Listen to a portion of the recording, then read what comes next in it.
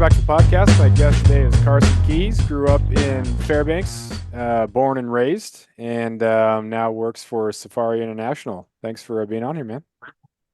Hey Jeff, thanks for having me. Good to meet you. Yeah, We were just chatting about um, not meeting people necessarily face to face in this industry, and thank goodness for Zoom and the ability to talk with folks like yourself, and really appreciate the opportunity. So thanks for having me. yeah, it's awesome to have that web of people who have the common interests, and you can either learn about hunts or just, your network is not limited by the people who you live with. Like that's totally fine, and it's great to have that good community, but the community at large can be much larger, and that's awesome. Yep, and it's really fun to we're Alaskans and we're blessed to be able to do some really cool, exceptional hunts, Yeah. year after year after year. But man, there's some cool stuff in the lower 48 too, and so I really like seeing guys get after it and and chasing mule deer or elk. And actually, funny enough, right now, I'm helping a buddy of mine. His wife is 8 months pregnant. And so this is his last elk hunt, Mm. before he's a father type of thing. And so he went to this unit that I'm pretty familiar with and shot a bull this morning with his bow. And so Awesome. he's trying to they're working on finding it and all that. So been chatting with him this morning. But yeah, that just goes to show like, the network of sportsmen and women that we have, and how special that is. Because that's I'm not super familiar with any other industries. This is kind of what I've cut my teeth in my my entire adult life, so to speak. But it's special. I realize that, and I really enjoy it. Yeah, I'd been to Fairbanks once before. Hunting opportunities brought me up there, and that was just meeting people through people. So Harrison, who you're friends with up there, been up there Mhm. to hunt, and then also stayed at his place as I've been passing through with other friends to do other hunts, and it's just as territorial as hunters can be, uh, and as we complain about everything from, what's the best round to shoot, best black bear or bear protection gun, whether or not the 6.5 is a viable, whatever. We complain about all that sort of stuff. When it comes down to it, we're a pretty good group of people for the most part. Absolutely. So you grew up in Fairbanks. Did you do a lot of hunting up there, or I'm from down here in Southeast, and I was so busy with sports, I didn't really have time to do much. So I didn't hunt until after high school. Yep, that very similar story. It was always um sorry, grew up playing four different sports. So I played hockey, baseball, track, and football. Hockey was my main one, and anybody who's lived up here and played hockey knows that hockey is like a year-round sport, basically. Um, and so didn't really get the chance to do much big game hunting. My dad was a big bird hunter, and so I kind of turned into a duck hunter. And so, man, every kind of this time of year, you'd catch us out chasing ducks all over the place, chasing geese, chasing crane. And so really cut my teeth up here doing that. Went on a couple moose hunts unsuccessfully. But really, truly, to your point, Jeff, really kind of picked up my passion for hunting in college. For me is where I kind of really found it. And then man, I haven't been able to put it down since. And I don't know what I would do with myself if this wasn't my thing. I don't know what else I would do. Yeah.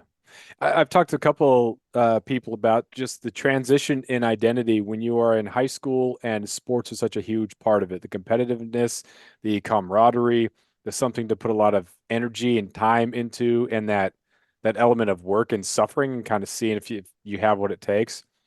Once you go off to college, then if you're not playing college sports, which is like a full-time job, you're not really known as anything else. And like, what else do you do outside of the school type thing? And so, like, the outdoor realm is such an obvious and easy thing for people to transition to. So, even if you're not a hunter in high school, you have the sports, and that can then lend itself to the outdoors. And that became such a part of my identity too. Like, fishing and hunting um, is bigger in my life now than basketball ever was. And I loved basketball. I said I was all about basketball, and it was such a huge part. And but once I graduated and stopped playing, like I coached for a little bit, but man, like hunting and fishing is so much. Yeah, I think about it, nearly 24/7, and working for SCI, I get to talk with hunters all day long. And so it's hard to call it a job most days, but yeah, I'm with you. I don't know what else I would possibly be doing that would take up as much mental space. And I've got a reloading bench over here, and all of my hobbies, whether it's shooting, reloading, scouting, just going hiking. Like I'm not just hiking for fun. I'm hiking because I've got a sheep hunt coming up. Yeah. They all revolve around hunting in some way, shape, or form. It does ruin hunting or hiking a little bit because there's hiking for the sake of getting to the top of the mountain is kind of not the same. Like whenever I go on a hike that I'm not hunting, I want to be looking for animals. So I guess it hasn't ruined Yes. it. But when I'm going to the top, like it's not just for the view, it's for the view and for the animals. And you're looking around for where's the corridors and, is this a game trail and what type of, time of day is it? What would the animals be eating? It's just a whole different, like look at the ecosystem as opposed to just hike up this to get this number, to get to this elevation, to take a picture. It's animals, it's plants, it's everything. And it's a pretty cool way or a pretty cool lens to see everything through. Absolutely. Every trail I'm on, I'm usually the only person with, binos on my chest and a spotter and a tripod on my back because you're 100% right. As soon as I get somewhere, I'm gonna, even if I have no plans on hunting that area, I'm I'm breaking out that spotter and breaking out my binos and I'm finding something Yeah. because I just enjoy it. So Where'd you go to absolutely. college for? And where'd you go? Yeah, so graduated high school and so back up just a little bit. The whole reason that I was born and raised here in Fairbanks was Eielson Air Force Base. Okay. So my dad was an officer out there, and joining the military was always something I was going to do. It was never an if, it was always just a when and how it was gonna work out.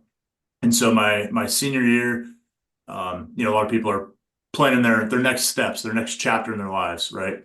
And again, my dad was an officer, and so he, kept beating in my head, "Hey, you need to go to college and become an officer and join the Air Force, and they're going to treat you so much better, and you'll enjoy it so much more, and all that." But I was an 18-year-old at the time, and I don't know about you, but when I was 18, my parents, anything they kind of told me or said I needed to do, I kind of went the opposite direction, Mm. right? So he's, join the Air Force, become an officer, join the Air Force, and your life will be great. So I enlisted in the Army and and did that. Enlisted as a medic and got some really cool. Kind of wanted to be a doctor growing up. That was kind of what a goal of mine. So enlisted as a medic, and there's basically two paths that a medic can take in the Army. They can be basically you're working in a hospital all day, which I wanted nothing to do with. I was 18, full of piss and vinegar, and just wanted to do cool stuff and carry guns and do all that. And or you can become a what they call a line medic, where you're with an infantry platoon or with a scout platoon, you know, combat arms platoons, and in the field and with those guys and gals all the time. And so that's the track that I was able to take, and had a really really good time doing that.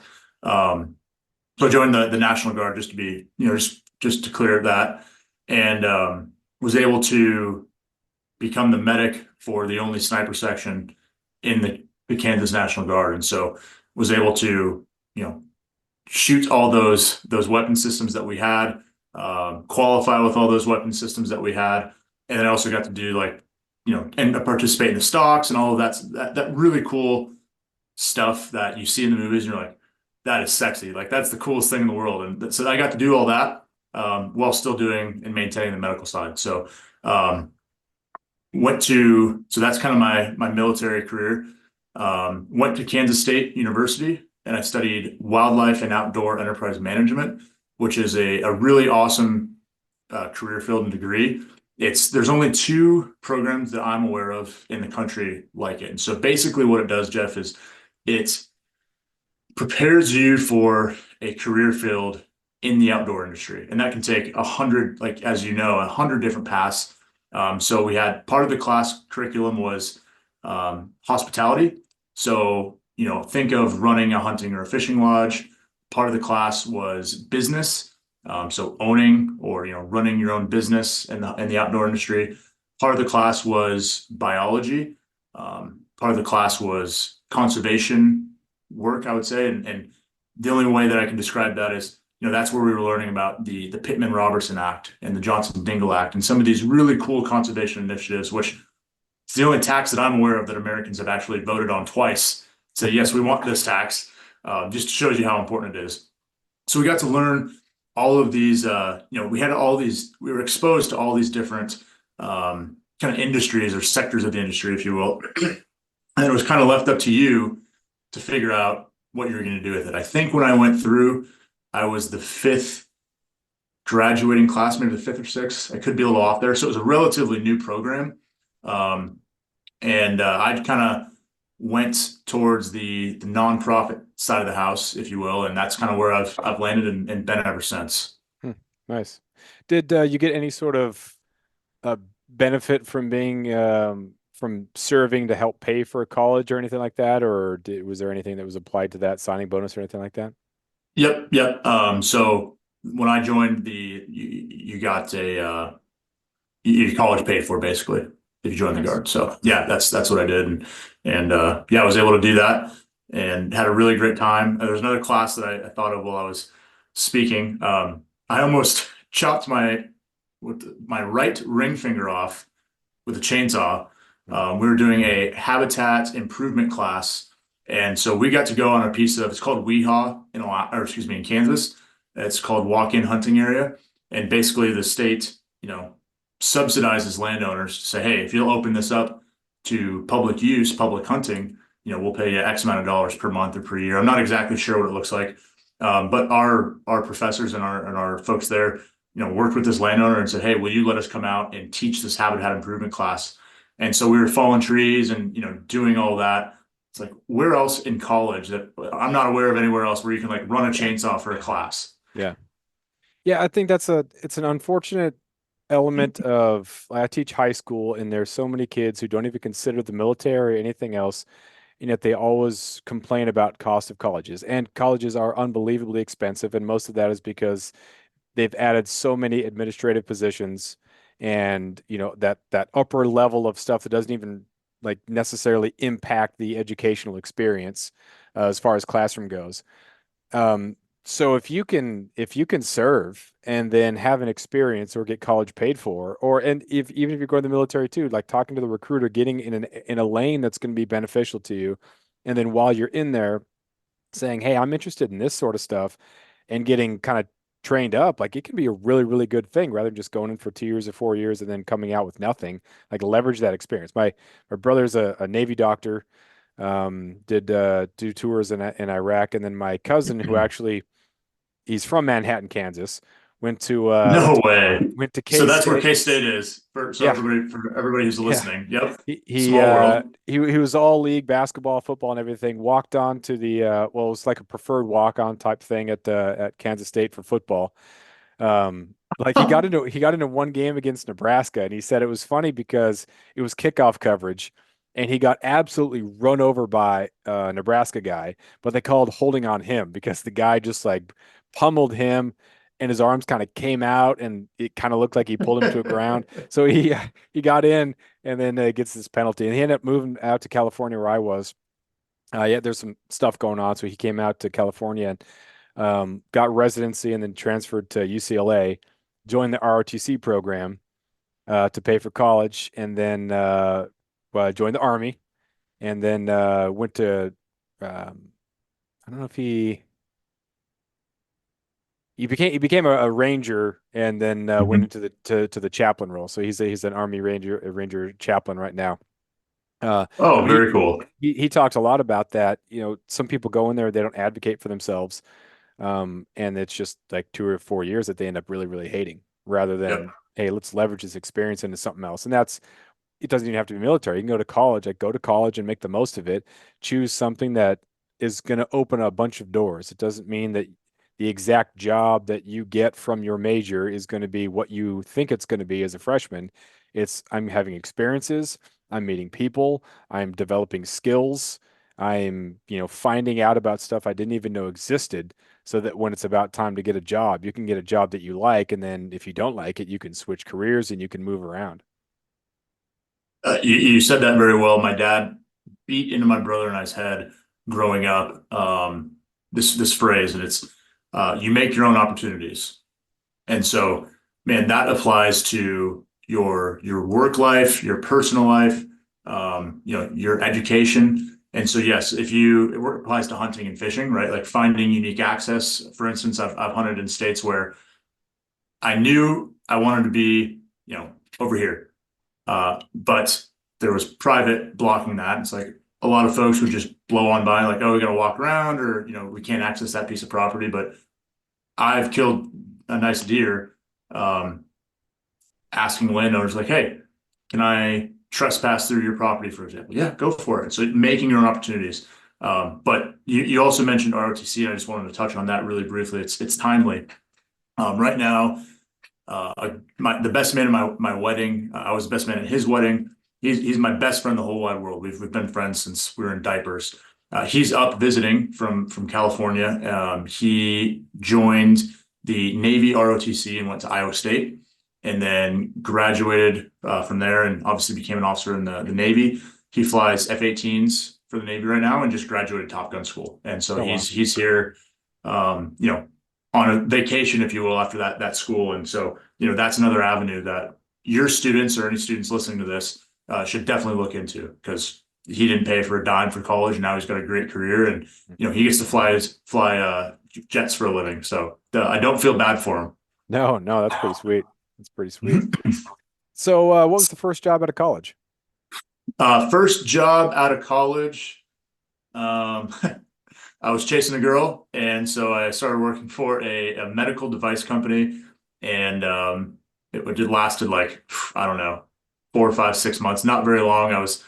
I managed a account in Kansas City, and basically cleaned the dirty utensils after surgery, and would be in those surgeries, and troubleshooting if a tower went down, something like that, and then clean those utensils on the back end and make sure they were sterilized, ready to go for the next surgery. Not my gig. And then, so after that, my first real job in the outdoor industry, if you will, was I did work for Shields and managed their hunting and fishing shop. If you've ever been to a Shields, and had a really great time doing that. And then after that, I worked at Dallas Safari Club. So they're out of Dallas, Texas. It's a nonprofit. And I managed their chapter system. So at the time, I believe it was, don't quote me here, Jeff. Believe it was 8 chapters, and I left it with 14 chapters. So it was able to grow that chapter system, really, really cut my teeth and learn about fundraising. And so I recently counted, I've been to over, if you've ever been to a Ducks Unlimited banquet, or Pheasants Forever banquet, or a Safari Club International chapter banquet, or any of these kind of conservation subsidiaries, I've been to over 150 of those at this point. And so really cut my teeth on the fundraising aspect of it. And then did that for a bunch of years. I want to say it was 4 or 5. And then moved over to SEI and do the same thing. So managed their chapter system for them, just on a little bit of a bigger scale.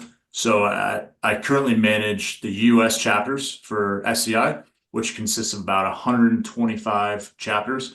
And so that no 2 days look the same. One day I might be getting a call regarding board management, and hey, we want to change our bylaws, and lawyer things, if you will, even though I'm not an attorney. But changing some of those things. One day it might be, hey, we have this idea for a membership event. We want to turn it into a fundraiser, or, make a little money on it. What are some ideas that we can play? Sorry, games that we can play at this event to, raise a little money? Or, hey, we have a chunk of change. We're not sure what to do with it. We want to find a project. Can you help us identify some projects in our state? Where should we start? So no 2 days look the same. And basically you're just maintaining the health of the chapters that you've currently got, doing all the things I just mentioned, helping them have a successful fundraiser. So most chapters of any really any organization will have one major fundraiser a year. That's where you have your sit down dinner, your live auction, your silent auction, all that good stuff. And then also making sure that we're starting new chapters across the country, in fact, the world. So I've got a team of guys that work for me, and we've got the US broken up in 3 different regions. My region is basically Rocky Mountains West. And so that consists of, so in addition to all those duties and, overseeing the US as a whole, the US chapters as a whole, and, managing that team, I've got my own region, if you will, that consists of 43 chapters, if I'm not mistaken. Did your major prepare you for this or just kind of get you close enough to where you could then fill in the gaps? Get you close enough where you can fill in the gaps, but again, I think it all comes back to you make your own Right. opportunities. Learning how to form relationships with people, learning how to speak and convey, maybe complex ideas and kind of boil it down. Those are all things that I saw as, especially going into college, things that I wasn't very good at initially, and so I purposely stuck my neck out, if you will, to try and hone those skills and fine tune some of those skills. And I think ultimately that propelled me into the position I am today, where I have the pleasure of working for a hunting company, which is like the coolest thing in the world. I get to manage these chapters, and quite frankly, Jeff, get to have conversations like this on a daily basis. And like I said, it's hard to call it a job most days. Yeah, that's sweet. So I'm pretty familiar with Trout Unlimited. Great organization. You know that the vast majority of the money goes to actual conservation efforts, and then they have a lot of things that, like, this is the event you can go that you can actually help with stream restoration, whatnot. There's a lot of other organizations, nonprofits that are. What is, I guess, maybe give me the Safari International pitch. Like, what sets it apart? How is it similar? How is it different to some of those other organizations? Yeah, really good question. So I'll start with our chapters, and then we'll kind of broaden out if that's okay with you. So, if you're an Alaskan, this is the On Step Alaska podcast. So we'll start here. We've got two chapters in the state of Alaska. We've got it's called the Alaska chapter, and they are out of Anchorage, and they have a banquet coming up in, oh gosh, I should know this. If Lewis Cusack listens to this, he's going to chastise me if I don't get this right. I believe it's February 25th, 2025, in Anchorage. So if you're in the Anchorage area, would highly encourage you to go to that. And then the other chapter that we've got is the Alaska Kenai chapter. That's obviously on the Kenai. And they had their banquet in May of this year, and I believe it'll probably be in May of next year as well. So those are two opportunities for you if you're new to the state and you're in those areas, and you're looking to expand your network or even just learn about hunting in Alaska, because hunting in Alaska, Jeff, you know this, can be really complex. Like, you better know where you're at in terms of the land ownership rights and laws. You better know, you better check the regs. It can be really complex. And so maybe to find a mentor, if you're a new military guy in the state or gal, and looking for a group of people to plug into and learn from. Or if you've been here in the state, born and raised, and you're looking to expand your circle, or maybe you've never hunted before, you kind of want to get into it, that would be a good way to do that as well. So the really unique aspect about our chapters, Jeff, and it's very unique in terms of the conservation industry that I'm aware of. Most organizations, the chapter will raise a bunch of money, and generally speaking, that money goes 100% of that money goes to what I'll call the mothership, which is the umbrella organization. SCI chapters keep 70% of the money that they raise, like for projects in their backyard for their community. So we'll just use an easy number of $100,000. They would keep $70,000 of that to use on projects that they're choosing, right? So if you support these organizations, without a shadow of a doubt that the money that you're spending is going to be staying in your community, or being spent on the benefit of your community. And I'm saying your community, and that might be, in some cases, that might very well be a shooting range next door or down the road, hopefully not next door. Or it might be, in Africa or in Europe, fighting pieces of legislation, or, funding research projects that are really, really important. So I just wanted to clarify that. So the lion's share of the money stays here, or in your, with your chapter.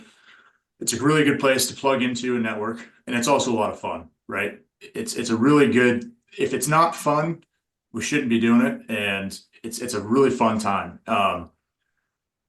So let's expand to SCI a little bit. All of our chapters, not all, but the lion's share, are 501c4 nonprofit organizations.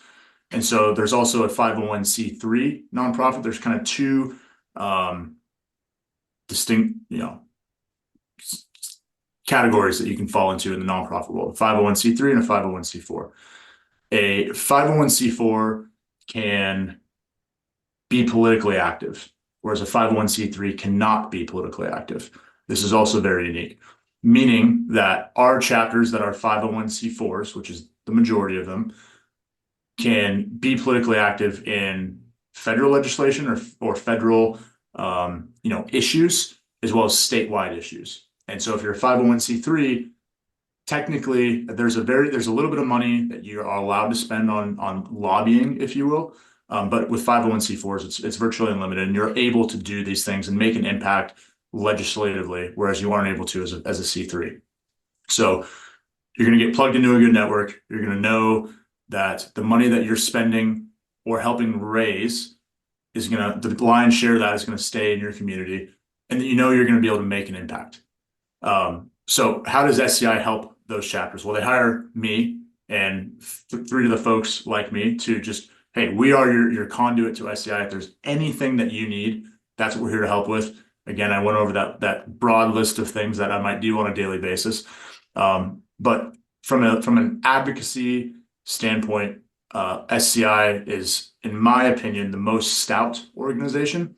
So we have 8 different attorneys on staff. So full time, the way that they feed their kids and pay their mortgages is by fighting for our rights as hunters and as on pieces of legislation or topics that are important to SCI and that are representative of its members. And so we've got, I should know this exact number.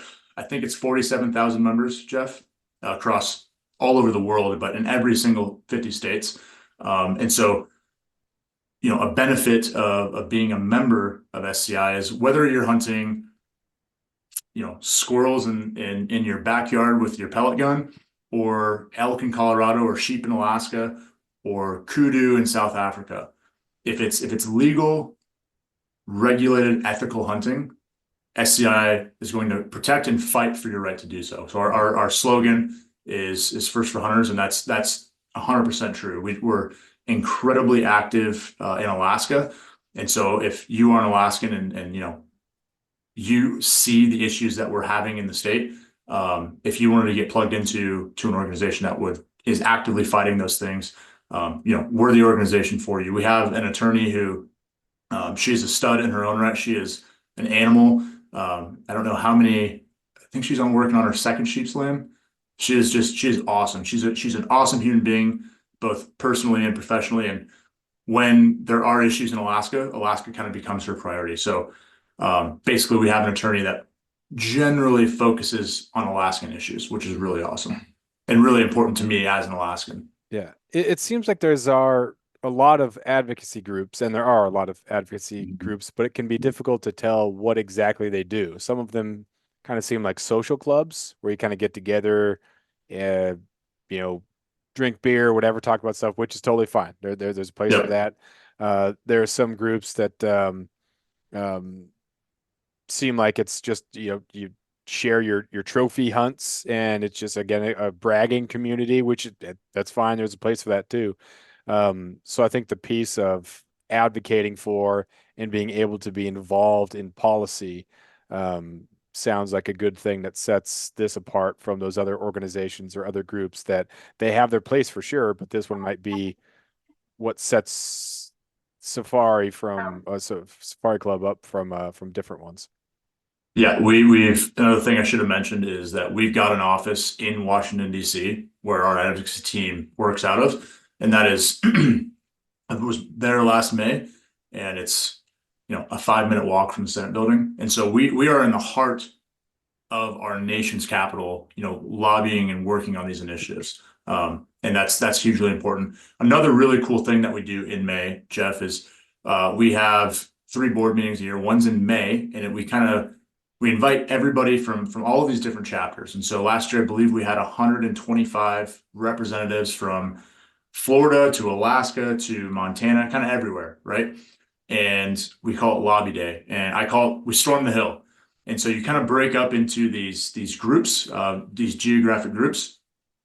And I was with the Alaska group, obviously, and we walked into Senator Sullivan's office and had a sit down meeting with him about the issues that are important to us as sportsmen and women. We walked into Representative Peltola's office and sat down with her and had conversations with her. We walked into Senator Murkowski's office. So we were able to, you know, you can talk the talk and say, oh yeah, we are politically active and we're doing everything we can, but we got to do it. Like I have pictures in Senator Sullivan's office, which by the way, he's got an awesome brown bear in there.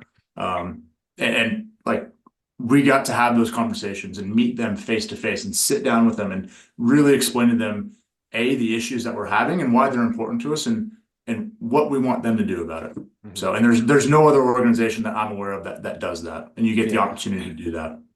It seems that Democrat or Republican, if you're an Alaska politician, you're a different breed because you're not necessarily that kind of lower 48 machine Republican or Democrat. So it seems like our representatives and senators would have a better grasp or better concept of conservation and the need for conservation rather than just turn Alaska into a huge preserve that, people probably wouldn't be able to do anything in except for fly out and just visit it. When you're talking with other states, like how do you deal with elected officials or politicians or people who have a completely different concept of our place with animals, and how do we advocate for hunting in a way, especially now with social media and there's so many bad examples of people. I'm sure you get tons of, hey, this person did this and this doesn't represent hunting, so you have to kind of explain why this person is not the representative or representation of a good hunter. I guess there's a Yep. bunch of questions in there, but go with No. whatever you want. Yeah. So in addition to those attorneys on staff, we have um, both federal and state liaisons. And so we have two state liaisons, and that the dividing line there is the Mississippi. So there, if anyone, even just as an Alaskan, if you've tried to just keep up with the things that are going on in Alaska, like your head's going to spin. There's just so much going on. Now, let's extrapolate that to all 50 states, right? Like impossible. So we literally have people on staff with SCI whose job it is to track pieces of legislation and either advocate for or against depending on what it is, right? Their job is to have those relationships with those people in state fish and wildlife agencies. We also have a federal liaison. So his whole job in life is to track do the exact same thing from the federal side of the house. And so that's how we really, really make, in addition to those, attorneys who are going into courtrooms and filing injunctures and big lawyer speak that I don't quite understand. We have people whose job is to, hey, let's really dig into the stuff from both federal and state and really dig into it and make sure that we are providing a benefit to our members. Mhm. And what would you say to some of the people who, because obviously hunters don't represent a massive percentage of the population. So how do you handle with, I guess, some damage control when there's always stories coming out of people who are just doing some ridiculous, unethical type things? Like, is there an an an ethics thing, or what would you say? Because people can kind of do what they want. There's a difference too between something that's illegal versus maybe unethical, because ethics are not like written down. Like it's just how do you cope with that stuff that's so damaging to the hunter image? Yeah. So this is me personally speaking, but if someone is poaching or doing something illegally, well, hey, that's not hunting. Like there's a word for that, and that is poaching, and that doesn't represent who we are, as a group. I'm sure 99.999, or probably 100%, because it's an awesome podcast, but I'm sure your listeners can resonate with the fact that, hey, if I shoot an animal, wound an animal, whatever the case may be, you know, I'm going to do everything in my power before that ever happens to make sure that I am doing right by the animal. I'm going to make a quick, clean shot. And I'm going to do everything in my power to make sure that that meat or that hide or whatever it is that I need to take home with me. I'm going to do everything in my power, including, and I'm kind of maybe getting ahead of myself, hike a grizzly bear hide 16 miles to make sure that that gets out, right? So that's how I personally would broach that conversation. In terms of why should we hunt? Yeah, we're past that. Again, this is me personally speaking. It's like meat isn't born in cellophane. Even though maybe your whole life you've gone to the grocery store and picked out your ribeye steak, something still had to die from that in order to produce that food for you and your family. And we're just a touch closer to that reality, if you will. And if you eat meat, something has to die. And again, we're just putting ourselves in that equation a little bit more intimately than maybe other people are. I don't think there's a right way or a wrong way. Um, you know, as long as we're doing it legally and ethically and abiding by the rules and following the guidelines that our state agencies have set forth, I think it's fair game. Yeah, and I think there's also a connection or a connecting point between hunters and maybe not anti-hunters, but people who don't hunt, who advocate for, cleaning up the meat industry and how bad the beef industry is and how unhealthy all that stuff is. Like that's a commonality with hunters, and it's the meat industry is abhorrent. It's gross, and I don't want to eat a whole bunch of meat that's got antibiotics and a whole bunch of extra stuff in there. And we're really on the same side of this stuff. Same thing with habitat. Like we know the importance of habitat to making sure that the animals have what they need in order to thrive. And other people who want to save the world for different reasons, like it's the same thing. Like we're all environmentalists to a degree, but we sometimes get hung up on that environmentalist word. Like Absolutely. I wouldn't call myself an environmentalist, but based on my views about habitat and the need to preserve the habitat and the need to make sure that we manage the wildlife well, like yeah, that's technically an environmentalist. An environmentalist would say the same sort of stuff except without hunting, and we don't find those commonalities enough. And I think that kind of hurts us with our messaging because we're such a small group of the population, and convincing those people to remain indifferent about hunting rather than be anti-hunting is pretty important. No, I couldn't agree more. And the conversation, what you just said is a conversation that happens, inside SCI quite a bit. We I to look take a look at let's take a look at the political spectrum. You've got the far left and the far right, and you've got everyone else in the middle, which probably I'm pulling this out of thin air. We'll just say it represents 80 to 90%, of the population. And those are people that can be swayed either way. They're not anti-hunting, they're not pro-hunting, they don't really know what they are. And so, our job as each individual hunter or sportsman or sportswoman, in my opinion, our job is to maybe bring those people to our side of thinking where we can, right? And to use logic and facts, which we've got plenty. There's plenty of conservation success stories in the world that we can use to show them the benefit of hunting, whether it be organic meat, population control, habitat control, all of these different examples that we can pull from around the world. I think that's something that if we're going to go out and participate, that we need to be able to do on the back end as well. What's been your favorite hunt so far? Ah, man, okay. So I am halfway through my North American Super 10, kind of by accident. And I have one hunt that really, really kicked this whole thing off for me. So I was living born and raised here in Alaska, and like we talked about earlier, didn't really get the chance to hunt a lot just because of sports. And so when I graduated high school and was removed from the opportunity that I didn't even know how good I had it, it became really important to me again. And so I didn't think I was ever going to have the opportunity to move back to Alaska. And so I was saving up money for a Dall sheep hunt. That was kind of that was how I was going to go, have that experience. Um, One day my uncle, he has a sheep slam, he's just a huge hunter, calls me and he says, "Hey, do you want to go on a mountain goat hunt?" And I'm just sitting here like, "What are you talking?" And out of the blue, like, "What, Uncle Jim, what are you talking about?" And he had bought a mountain goat hunt from, I believe it was, don't quote me here, but I believe it was Grand Slam Club, and couldn't go on it. and already had the deposit, but like had a health issue and couldn't go and it couldn't be moved. And so he knew how much I loved hunting. He was like, "Hey, why don't you go?" And so obviously I jumped at that experience, and so I got to go hunt mountain goats in British Columbia.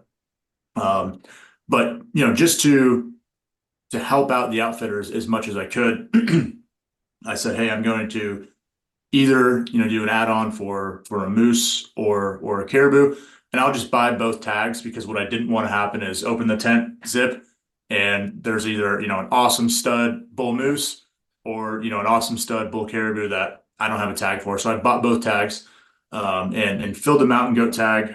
Actually on day one, it was just beautiful country, and we just got really lucky and shot a great billy. Um, and then decided, hey, we were going to go moose hunting, and shot the moose day, I'm gonna say 4 or 5, and we just got rained on for 4 or 5, just like stereotypical Alaskan moose hunting. We sat in kind of one place and called them to us, and just got rained on and kind of dealt with it. Shot a great bull, and then you know the outfitter came in to fly some meat out and said, "Well, now it's time to go caribou hunting." And I'm like, "Dude, I'm gonna be eating ramen when I get home anyways. Like, there's no way I can afford that." And he says, "Can you do it in a year?" Yeah, I can get that done in a year. Cool, you're going caribou hunting. So went caribou hunting and was able to shoot a mountain caribou on that Wow. trip. So on that one trip, I was able to shoot a mountain goat, a moose, and a caribou in 9 days. You So at the that like same, all from like the same camp? yes, Whoa. yes, Huh. yep, See, some of these areas, it's hard. They don't really overlap a lot. When I was on a hunt with a buddy, it was caribou, and there may have been some moose kind of in the area, but I printed out every tag I could. So I printed out a sheep tag. I printed out, just everything because they're free, for us here. So it was yep. just an in case, knowing full well that if you have all the tags, you're not going to be able to hunt one very well. Like you're either in sheep territory or you're in more caribou territory or you're in moose territory, and they don't really lend themselves to doing all of them. So that's pretty incredible that from the same camp you're able to get all. It was like I said, that country was truly a sportsman's paradise. There was, I mean, we saw grizzly bears, we saw stone sheep, like full up legal stone rams, and just all their beauty. The really dark, pretty hide on them. Obviously, mountain goat, moose, mountain caribou everywhere. It was a really special time, and that's really where I mean I was just overloaded with appreciation. And just from that moment on, I just knew I had to some way, somehow, find my way back to Alaska. Because I didn't want to live a life where I couldn't do this every year. Mhm. It was just that special to me. Yeah. So, you initially said you were one of the jobs or something you were chasing a girl. Is that the girl you were chasing at that point? Is that who's with you now in Fairbanks, or is that No, no. okay? So that was a college girlfriend. So I met my now wife um, at in Dallas, and so I won't get into the story, but we met in Dallas, and her family was really involved in Dallas Safari Club, and so it was just I don't know if you're a faithful man, I am, and it was just God's hand in the whole thing. Like I couldn't have planned it even better, ever better. She's I way outkicked my coverage. She decided she was okay with moving to Alaska, born and raised in Dallas, by the way. Was gave us the green light to move to Alaska. Absolutely loves it up here. Loves to hunt. Loves to fish. She is. I don't deserve her. So, yeah, she's awesome. That's similar to my wife. She grew up in Lexington, Massachusetts, went to Duke undergrad, and then was at Wyoming getting her PhD in ecology, and then was visiting my high school basketball coach's daughter on Prince of Wales Island when I met her, and they'd been up there and they'd been kayaking in Glacier Bay and then hiking the Chilkoot Trail, and I thought, whoa, that's impressive. I haven't even done that. Like that's awesome. But so like convincing her, we started dating kind of long distance while she was down there, but convincing her to come up And like to live here was crazy because it's Southeast Alaska, so we don't have moose on the island. We don't have caribou. We don't have sheep. We don't have all these great iconic Alaska things, and it rains 175 inches. So it's like kind of tough, but she loves it here. She loves the opportunity to garden, and we've been on mountain Oh goat yeah. hunts. She loves deer hunting and fishing and all that stuff. So that's great that she really likes it because I mean it's when you grow up here, you kind of get used to, and you're like your case, the cold and the darkness, and down here, the rain and that those 37-degree rainy days are just absolutely brutal. You don't see the Oh sun yeah. for a couple of weeks, so. Yeah, she enjoys it as a job with the Forest Service, so it's nice. But yeah, that's Takes a special woman. it sure does. Yeah, it does. And God bless them because yeah, I couldn't see myself living anywhere else. No, it's tough. When I left, it was I wanted to see the real world, and I wanted to, but then after a while, you start to realize that that's not really the real world. It's the big old down south world, and there's some great things about it. And I love, hunting Wyoming was great, just different experiences, different people. There's great people everywhere. There's pros and cons to everywhere, but there's just something about the smaller communities that have to get through really rugged winters together that makes them congeal in a way that it's does not really possible when you're fragmented and you have so many different you know, groups politically and whatnot. And up here we have that, but it's like not the number one thing. So your Yeah. political affiliation or your political beliefs are one element, or your social beliefs. It's like, cool, believe what you want to believe. That's totally fine. We can still kayak together. We can still fish together. We can still cross country ski or whatever together because we have all these other things. We value each other. We value, humanity over, personal beliefs. I can't talk to you. I can't be friends with you. It's like we got to get through the winter together. So we might as well be on good terms. You're an Alaskan first, and hey, I think whatever issue we're having, we can solve over this beer right here. So let's For get to sure. it. For Yeah. sure. Yep. So what's the next hunt for the fall here? You guys are in full swing for a couple things. Yep. So returned from my first sheep hunt not a couple weeks ago, and just had a heck of a time. It was more difficult in every way, shape, or form than I anticipated it to be. And so I've done some really awesome hunts before, whether that be for mountain goat. I've hunted mountain goat a couple times. Elk, mule deer, and this was harder than all of those put together. Times three. Whether that be physically, I've always really enjoyed working out and consider myself a physically active and fit guy. I was not in sheep shape, if you will. Mhm. Mentally, I've never been really stuck in a tent for any real extended period of time, and we got stuck in a tent for 30 hours, something like that. And it wasn't just stuck in a tent, like we're we're supporting every Oh, facet of the tent with trekking poles, like just praying to God this thing doesn't blow up on us for 30 hours and getting hailed on and sleeted on and snowed and rain and 40, 50, 60-mile-an-hour side winds. And, you're opening the door to look outside and getting pelted by hail, try not to lose your eye. It was just mentally, it was really taxing, and I wasn't prepared for that. It was the longest distance hunt I've done. And so I think it ended up being, I think it was like 35 miles, which I mean, there are studs in this state that like, would laugh at that. But personally, that I was not prepared for how much that would suck. And so my knees gave me some fits. So I learned a lot. I had a rain gear failure, which that was no fun. And what were you wearing? What was the rain gear?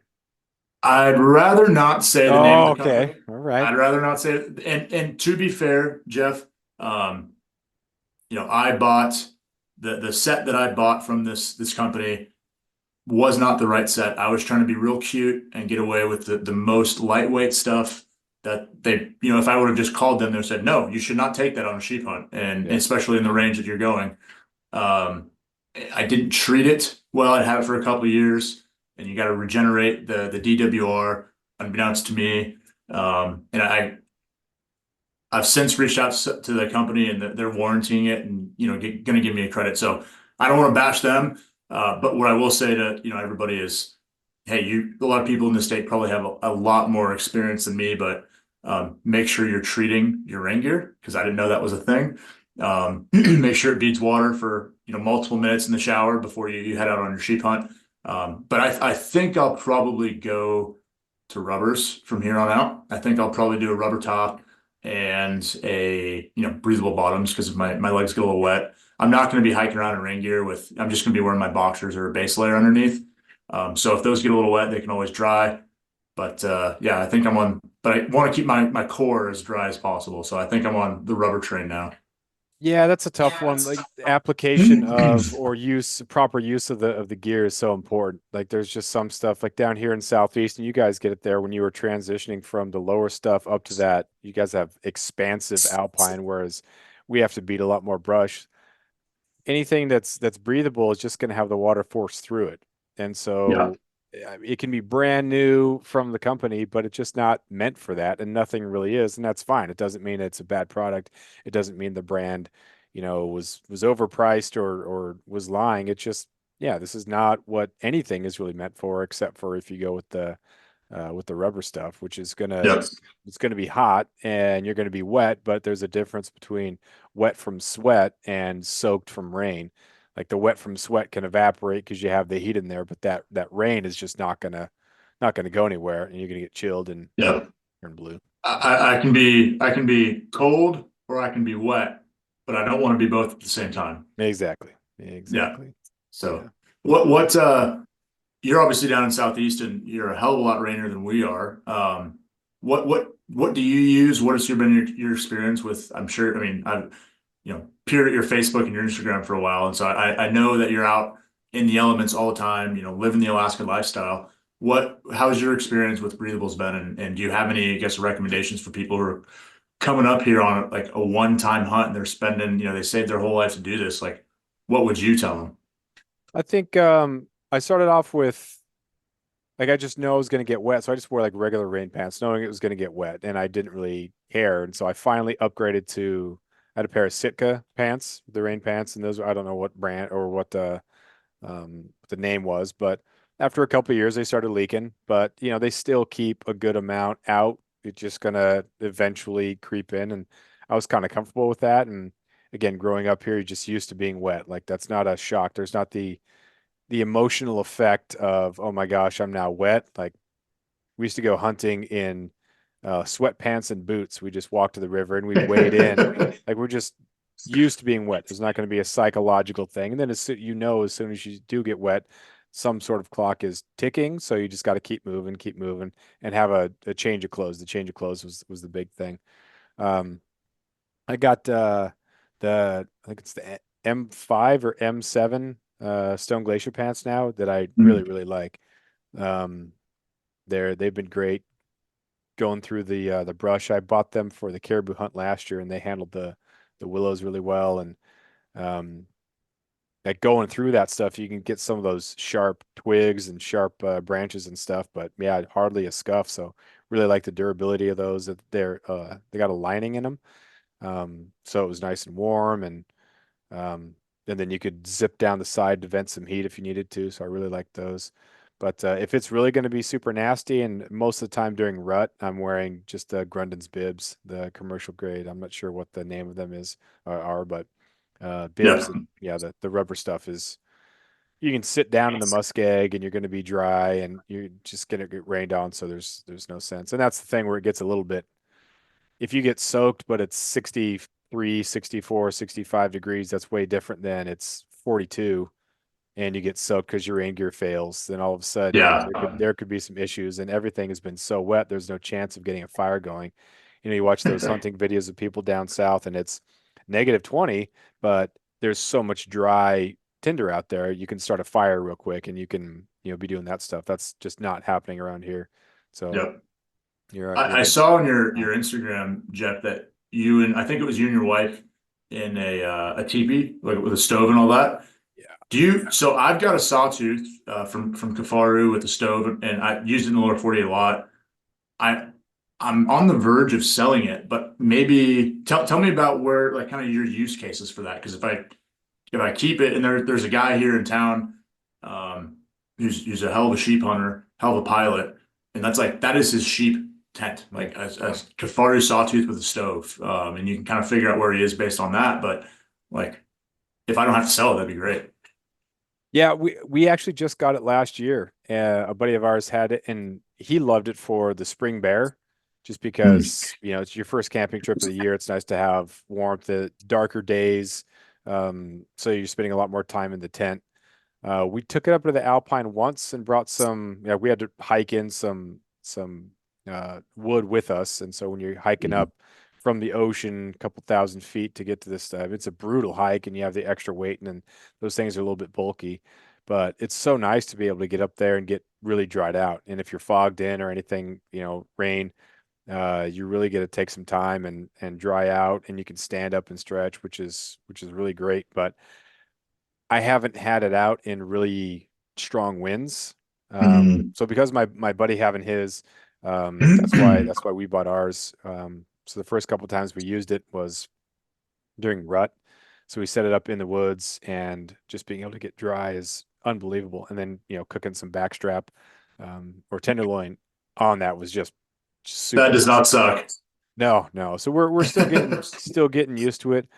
One of the questions I do have is we don't have a floor for it. You can get a floor, but we haven't used Mhm. it like in the August Alpine. Mm. So I don't know if we would set that up in the Alpine, if there'd just be mosquitoes everywhere, and if it would just be totally intolerable, or how that would end up working out, because a lot of times they're kind of in there. So maybe get the liner, maybe we'd get the bottom for it, but yeah, I, I've, I love it. I've, I've used a floorless tarp or sawtooth in the lower 48 where the mosquito issues in the lower 48 that you're going to have and the mosquito issues in Alaska that you're going to have are two entirely different beasts. So with that said, I always found that, if you did get bugs in there, for some reason or another, they kind of worked themselves to the top of the teepee, like the very tippy top, and you can just kind of open a door and swat them out. If I was going to be up north caribou hunting, I would almost certainly have a bivy.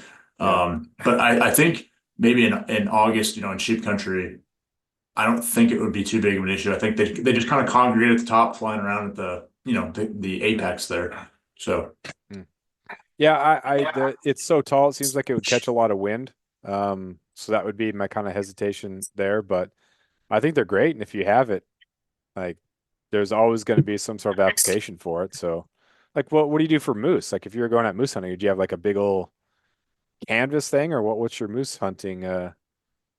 no, I think it'll probably be the sawtooth. I'm still trying to. Yeah, I've been here, been a resident now, so we moved back here in June of 23 strategically, so that by August of 24, I would be it's my on. wife and I would be residents and all that. And I didn't even try and hunt last year. I was not gonna buy I think it was a $1,200 moose tag I wanted to go shoot, bear hunt in the spring, but at that point it was, May, June ish, and it's like I don't want to buy a $500 tag when Yeah. I can print it out from my printer in 2 months or whatever it Yeah. was. So I haven't quite figured out the moose hunting thing yet, but I'll probably just use that sawtooth, um, and go have a grand old time and find a nice Alaskan moose camp. That's a goal of mine. I want somewhere eventually, with toys or whatever, but eventually where I can go to and not see people and really just spend some time out there. And quite frankly, spend some time in that country and just appreciate it. Because fall in Alaska, it's quick, but holy cow, is it pretty! Like, yeah, man, it smells different. The air's thicker. It smells like the cranberries or the rose hip cranberries kind of rotting away. Yeah, fall in the interior is a beautiful place. Yeah. I'm a huge fan of August because it's that rugged, beautiful, like you're going to get your butt kicked to get up top. It's going to be hot, but man, the September and October, when things kind of calm down and they don't have to worry about like beating yourself up, it's time to relax. And if you can get out somewhere with the toys, like, you can take everything. There's no Yep. need to be, skimping on space. It's like all of it goes. When we loaded up our skiff to go out on the rut hunts last year, it was like, bring it, all the stuff. And Yep. even bringing firewood out there so we don't have to gather stuff, just being ready to go. And oh man, that's great. But our rut program down here, compared to some of the people in their their moose camp. I know when Tyler talks about his moose camp, and some of my buddies in Anchorage talk about their moose camps, like it's full on. Like it's like cast iron pans and Yes. steaks and tons of coolers. Like we're not to that point, but yeah, it's just nice to be able to be out there and enjoy it and unplug and just have that nice swath of time to just chill. Yeah. On his podcast the other day, he mentioned that they were going to have a shower at their moose camp this year. Oh, So I don't think he'll be struggling very much. that's so great. It's funny and it's there's this I don't know idea that if you're a backcountry hunter, you have to be hardcore and it's all about minimalism and it's about not taking anything that you don't need and cutting your toothbrush in half. But man, there's really something to be said for comfort, and I'm totally okay with Oh that. I yeah. don't care if that makes me sound like a wuss or old or whatnot, man. If I am able to bring a lot of stuff, I will absolutely do it. Put me in that camp, man. Put me in that camp. Yeah, it's Hey, great. I got a question for you, Jeff. When you're going on, a mountain goat hunt in Southeast where weather could be brutal, you're on the salt basically. I'm in the market for a new tent, something that I can trust in the Alpine and not be worried specifically about winds. What if, with that in mind, what tent are you bringing? I've had the Marmot tungsten something, or maybe it is Mhm. just the tungsten. It was on sale and it was light. Like those are the reasons Perfect. why I bought it. It's still waterproof, which is nice. So I've been through two. What have been through? Two REI tents, a Kelty tent, and now we're on this one. And that's the same thing with stuff. At some point, that much rain, that much getting it packed into the bag and hiked around. Like at some point, it's just going to fail. The rain fly is not going to work. It's going to be rainy the whole time. So that's what we have now. We might be in the market for a new one in the next couple of years. We're expecting our first baby soon, so we bought a four-man Kelty, which is more for kind of truck capping. Nothing that's those things are. And when you go from a two-man to a four-man, it's there's a lot of extra weight and a lot of You're size on this living. thing. So Yep. yeah. Um, Well, congrats on your firstborn. I'm Thanks. really excited Yes. for you. That'll be Yeah. great. But yeah, I think, MSR, I got a buddy who uses the MSR. A couple of people down here, I think, got the Stone Glaciers. So, um, the best of what the outdoor industry has, I mean, they're all good. If, packs, some people are Stone Glacier or Kufara fits them better. I think it doesn't really matter. They're both excellent packs. Um, as far as tents go, same thing. I think one thing maybe to look at would be what do they kind of specialize in? Some companies start off being like apparel and then they try to branch out maybe to packs or to tents and they haven't really figured it out yet. So um, I'm a fan of Still Glacier because they didn't just flood the market with a whole bunch of trash. It seems like everything they've done has been pretty purposeful. They love their Velcro. I think maybe they over Velcro stuff just a little bit. But I think the products are purposeful, they're good, they're quality. So I'm pretty big fan of theirs. I've never been in one of the tents, but I based on reputation, I'd probably say they're a good bet. Right on. Yeah, I am also a Stone Glacier fanboy. So Yeah, it stuff works. And then a buddy of mine he's got mostly Kafaru stuff, and Mhm. it's it's not that one is better than the other. It's that it's great stuff. It's a great time to be a hunter because the gear that we have is Never been better. no, it's not Carhartts and wool anymore or like hooded sweatshirt or hiking 30 miles in jeans. It's super Yep. easy. Yep. Exactly. Yeah. Well, what else you got, man? What do you got for a closer? Maybe a pitch for joining Safari Club?